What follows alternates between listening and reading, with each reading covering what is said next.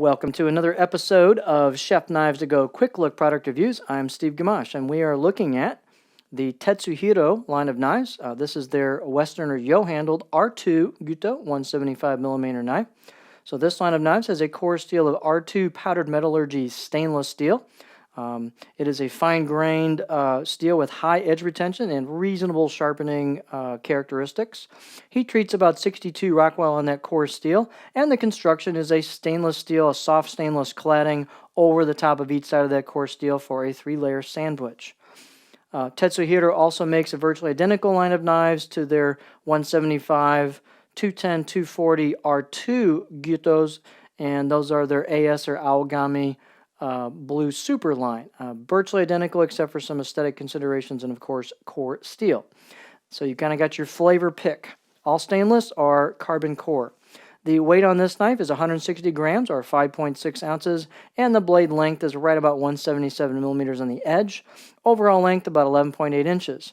The spine thickness is 1.8 millimeter coming out of the bolster, and then these don't really have any distal taper to speak of. It just pretty much holds that all the way through till you hit the grind of the knife and thin out a little bit at the tip. And the tip thins out pretty nicely on this blade.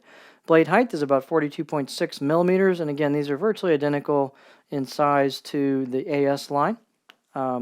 The handle is a black micarta, which is even more durable than the standard kind of black packawood handle that a lot of makers put on their yo handles, so nice durability there. And let's take a close-up look at the knife. They've done a good job of construction on this knife. The R2 version has a screened-on kanji logo versus the embossed logo on the Aogami Super version, and it also has a cladding line that's more of a straight line across versus a wavy line on the AS version, so a little different aesthetics on these. Very similar finish otherwise.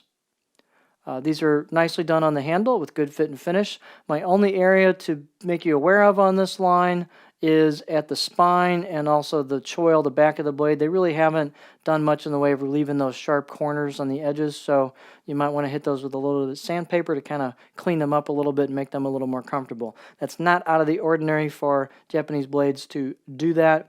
Tetsuhiro DP does the same thing, so it's not all that uncommon, but just something to be aware of.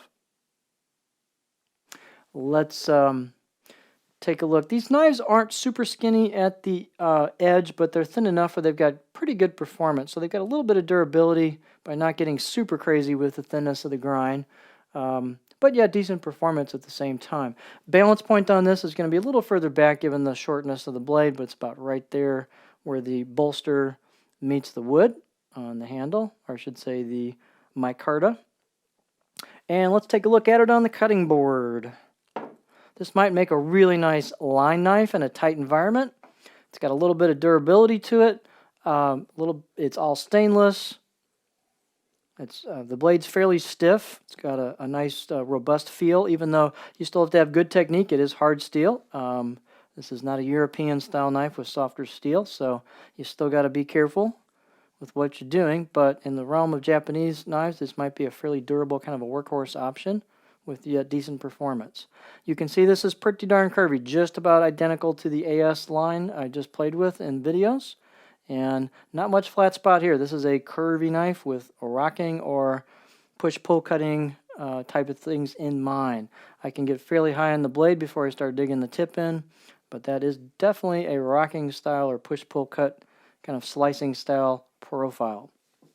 So keep this in mind for a possible line knife option if you want something a little shorter for tight environment, or somebody just looking for a shorter Gyuto for maybe a home environment where they don't want the added length and they want maybe more of a tip on it than a Santoku might deliver in some cases. So here you have the Tetsuhiro Yo or Western R2 Gyuto 175mm knife.